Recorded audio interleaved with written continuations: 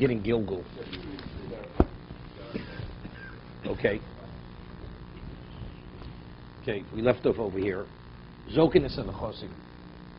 The Gemara says that if you have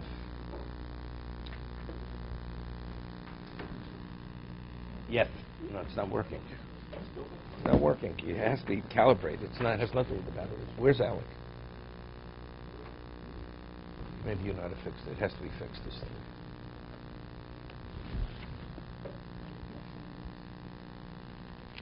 Okay. The Mishnah speaks. Normally, a person doesn't swear on fixed property. No. Okay. See where he is, Alec. Okay. Let's not get distracted. Normally, you don't swear on fixed property. On metaltalin, you do swear. If the person comes with a claim which obligates the person to swear on the movables, and he has an additional claim on fixed property, once he's able to impose the shua, the oath on the movables, he's able to impose the oath on the fixed property. That's gilgul. You roll it from one to the other. Legalgel means to roll it upon him. This is where we left off. There's a suspected adulteress. She was forewarned. Now, this is important. To become, let's say a married woman goes and spends a night in a hotel with another man. And the witnesses, they spent the night together. But they don't know what went on behind closed doors. Is the woman permitted to her husband or not? Okay? They took the best room in the hotel. They had room service. They had everything under the sun. And spent the night together. But we don't know what went on. Is she permitted to husband? How long is she permitted to the husband? Why? Because a woman has a cheskes kashrus, that before she sequestered herself with this other man, she was permitted to the husband. So unless you know factually that she committed adultery, she retains her permitted state to the husband. No. Because it doesn't. It's a suffix. So when you have a suffix, Chazaka rules on suffix. Right? Whenever you're in doubt, we have a presumed status. Chazaka says she retains a presumed status that she's permitted to the husband. Wait a second. Let me tell you what the parameters of this is. So now, what about a husband goes and before two witnesses, he says to his wife, I don't like what's going on between the two of you. I don't want you to be involved with this man. And he forewarns her. And now she defies his warning, and she goes behind closed doors, and she stays for a period of time where they could have had relations. And the two witnesses who witnessed the second event, that she went behind closed doors, she questioned herself. The halachas, she's not permitted. Not permitted to the husband. But it's a suffix. So the Gemara says suffix kavade. Suffix kavade means that since she defied his warning, so the probability is she did, but it's not definite to the point where it's beyond verification. We can verify it. How? That if she claims her innocence, and the husband is interested in continuous relationship, he takes his wife to the Kohen, and this is he adjures her with an oath, with a curse, and the whole with the Begillah Sota, the rid of the Sota, obliterates into the water. She drinks it, and whatever follows with a korban. Okay, but so you have the kinui and stira. She's forewarned in the presence of two witnesses. You have two witnesses who witness the sequestering for a period of time. They could have had relations. She's not proven. That's the Sota. Now, what happens if before he had a chance to give her the water of the Sota, there was an Eid Echad. Normally we say a single witness. What's the viability of a single witness? What's its value? We say Eid Echad nem bisurim. You want to know is something kosher, not kosher. A single witness tells you it's kosher. A woman tells you it's kosher. Although a woman is not qualified to testify, we need two witnesses. But if a woman tells you it's kosher, she's believed. That's Eid Echad nem bisurim. A single witness is believed when it comes to laws which permit what's permitted, what's not permitted. What about for monetary? Or dovisha be'ervo? Something of monetary nature, or something which will determine the status, whether a person is permitted or not permitted, then a woman is not believed. and a single witness is not believed. You have to have two witnesses. Al pi shnayim medim yokum dover. And since this is dover by ervo, it's a gzera shava. It says al pi shnayim medim yokum dover. Through the testimony of two witnesses, we establish fact regarding monetary laws, monetary issues. And it says var ervo. Ki motzav ervas dover. He found his wife dover. She committed adultery. So we have gzera shava as by regarding monetary. It says dover. Dover means, how do you verify that fact? You need two valid witnesses. Regarding the permitted status of a woman or not permitted, you also need two witnesses. That's how we know you need two witnesses, okay? She sequesters herself. Now, a single witness comes, and he says, I know that behind closed doors I witnessed they committed adultery. So you have two witnesses on the forewarning, two witnesses on the sequestering, and now you have one witness says, look, I looked through the peephole, and I saw that they committed adultery. Do you believe the single witness? So the Gemara says, you do believe the single witness. Even though normally we say, Al pi shnayim medim yokum dover, you need evidence, to establish evidence regarding this area, you need two. But over here, there's raglaim ledover. Raglaim ledover means there's sufficient circumstantial evidence that the event did take place. You can't put it to death. You're not, because she wasn't forewarned by two witnesses. Because a single witness, his testimony cannot bring about the death penalty. But in terms of establishing the fact that she committed adultery, that giving her the water to drink and this whole process to vindicate her, it's over. She cannot.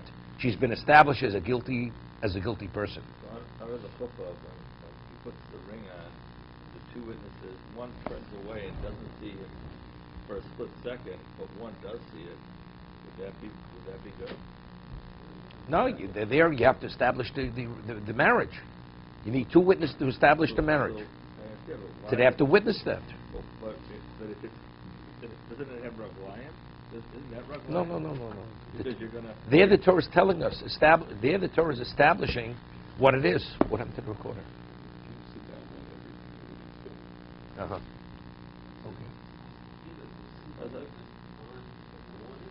No, not. Wait again. The defiance causes us to suspect. Wait 1 second. You have to have kiddushin. Let's say you have only two witnesses said she sequestered herself, and one witness would say, "I witnessed that she committed adultery." It's not enough. She does not. She retains a cheskes kashrus. But it's only because this is building here. He forewarns her. She defies his forewarning. And how do we know that? Because she sequestered herself. It's enough that she's not permitted, but she's still in a position she can be vindicated.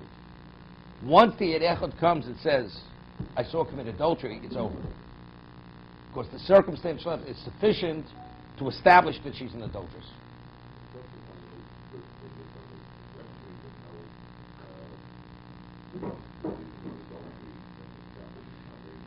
No, if you have two witnesses, she committed adultery, she's an adulteress. This is the suspected adulteress. Don't we always try to keep the person innocent if we can? So why over here do we try and just, it seems like... It's like the person goes and plunges a knife in somebody's heart. 100 people see it. He allegedly killed him. No. Well, we try to keep him innocent. In fact, we have enough... All of Sanhedrin, all we ever tried to do is try to make sure that this person... That has nothing to do with it. That's to establish evidence. Here's one witness. No, it's one witness in addition to two pairs of witnesses. There was. He did see. The single witness saw it. They don't have to see it. This is based on a pasuk. We're not taking this out of thin air. This is not the rabbi at the pulpit, over there. This is based on a pasuk. That a single witness is sufficient because of the circumstance. But who's setting criteria of what circumstantial evidence is? The Torah sets this. That if you have two sets of witnesses to testify there was a forewarning, there was a sequestering, now a single witness comes and says he witnessed the act, she's guilty. The consequences of the second witness is that she's forbidden to the husband. No, there's no punishment. There's no punishment. No punishment. They can't give her the water anymore. That's They it. can't put her to death. That means she cannot be vindicated. Until now, there was a vindication process. What actually happens now? He's not the husband. He has to divorce her. He has to divorce her. That's it. Can another man marry her? Yes. The only two people cannot marry her. The adulterer and the husband. And a court. Okay. Well, no. Wait 1 second. Okay. Let's say you don't have the single witness. She doesn't drink the water. The suspected adulterer can't marry her either, because it was never proven. What about a Kohen? Also not. She's divorced now. No, even she's. Let's say he dies. The husband dies before he. That's it. Also, he's not permitted. She's his owner, because we treat her as a woman who actually committed adultery. Just as for the husband, why is she not permitted to the husband if it wasn't verified? Because the Torah says that since there's enough evidence that we have to suspect she may have.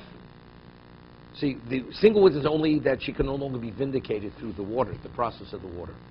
But let's say the husband says, I'm not interested. Not interested. She's already lost all credibility. I'm going to divorce her, and then he dies. At that point, there's a coin, she's permitted to marry. She's a widow, she's not permitted. Because before he died, what classification did we give her? A woman who actually committed adultery. So a woman, she's a zona. She's a defiled woman. This is by the Torah law. There's Torah law. It's not rabbinical law. There's Before the one witness. After the two sets of no one witness. two. Kenyan stira. So today, Kenyan stira, we don't have. That the Gemara says. The Gemara says today, a husband should never fall on his wife in this context, because factually, if it happens, he'll have to divorce his wife. No, the husband will have to divorce his wife. Let's say a husband gets upset with his wife, and he gets to her and says, "I don't want to see you with that man," and she gets angry at him. Out of spite, she goes behind closed doors for a half an hour. He has to divorce her, because today we don't have Mesota. We can't. So that she has to divorce her. He has to divorce her. We have no other way to know. So therefore, the Gemara says a person should be careful never to forewarn his wife in front of the two witnesses. What's her status after? It's as if she committed adultery regarding her relationship with her husband. So let's add another fact to the story. 3 months later, she's pregnant. Literally to the day, let's say, after this seclusion. What is the status of the child? It'd be a suffix. I mean, she didn't drink the water. No, she did. They wouldn't let her drink the water. Right. That's what you said. Well, you had the single witness on. Single witness, same story. Now I'm adding another thing. 90 days, she's pregnant. No single witness. No, we want to know. He's definitely a suffix mamzer. He's definitely a suffix mamzer. You want to know, is he a vari mamzer? He may be a vari mamzer. What is the status of the child? Is the child a regular juvenile? Is he illegitimate or not? Is he a mamzer? That's the question. Is he a mamzer? I'm not sure. He's definitely a suffix mamzer. A questionable mamzer is the difference between a suffix mamzer and a vari mamzer. Suffolk moms is even worse.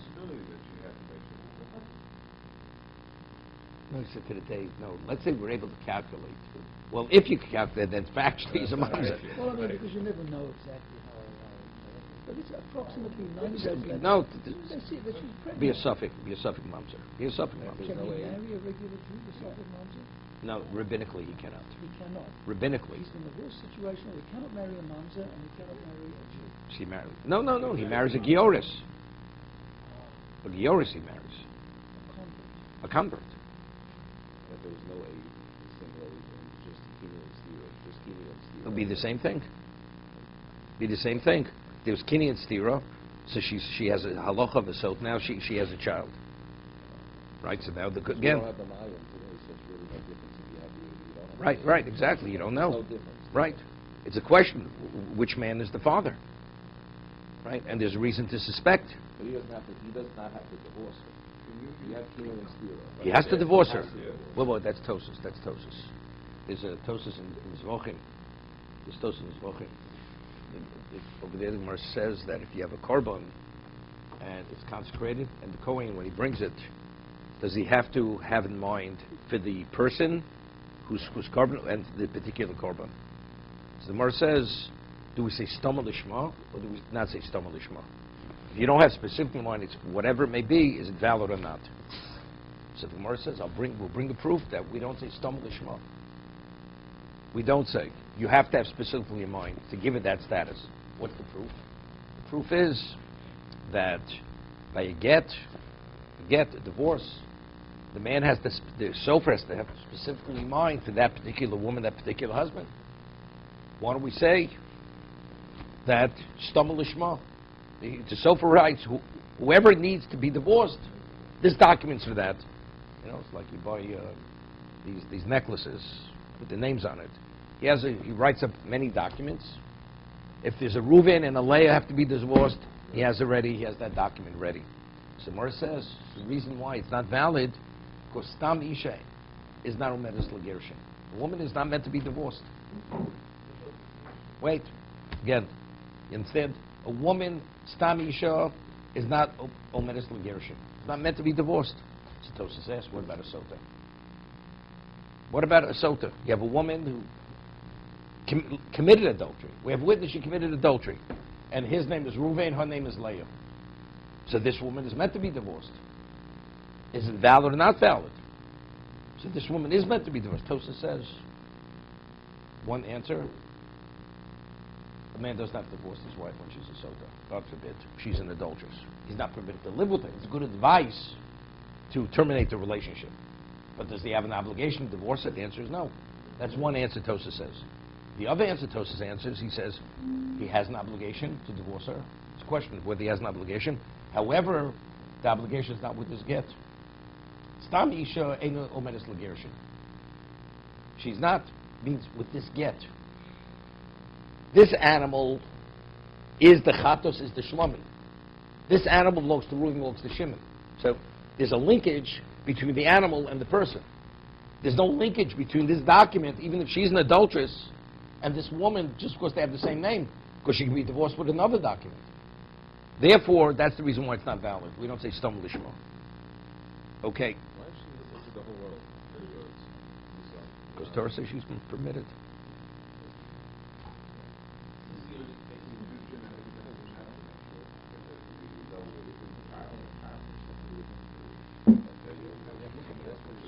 It's asking a question. Let's you do DNA.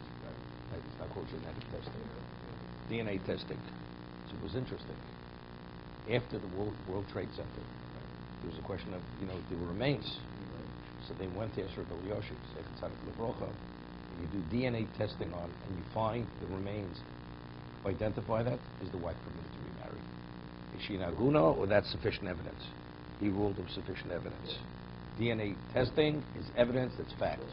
So if DNA would determine that the first man is the father, he definitely is not a mamzer. Why would you think not? Why would you think it would be? Maybe there's a certain, it depends what kind of element. It's certain things, we call it, what carbon testing is? That tells you the world is 90 trillion years old, right? But it's not, it's based on certain givens they accept, but if you question what it's based upon, right, then it's not really accurate. So this is accurate. And because of the accuracy of the testing, therefore it's conclusive. That will say that these are the remains of so-and-so. Therefore she's permitted to remarry. And it's a tremendous thing to have, to identify. A person's convicted as a murderer, and later he's in prison for 20 years, then they do DNA testing that tells you he wasn't the man. What? It happens, happening now. A lot of people's DNA were not found at the Trade Center. How did No, those women are agunos. they are? If the husband was there, and you don't know what happened. You don't know. You never know. You never know. You never know. So those women could never. They can never remarry. Can never remarry. There were cases in the World Trade Center where the husband was in the building, and he was in the building on whatever floor, and he called his wife on the cell phone, and then the building collapsed. So there, it could be something else. There's no way the man could have escaped under any circumstance. But you don't know. Maybe he was at it. You thought he was there. He may have not been in the building. Or he may have been on the ground floor and he was able to escape. And because of the trauma, he has amnesia. That's why he was never in contact with the family. You never know.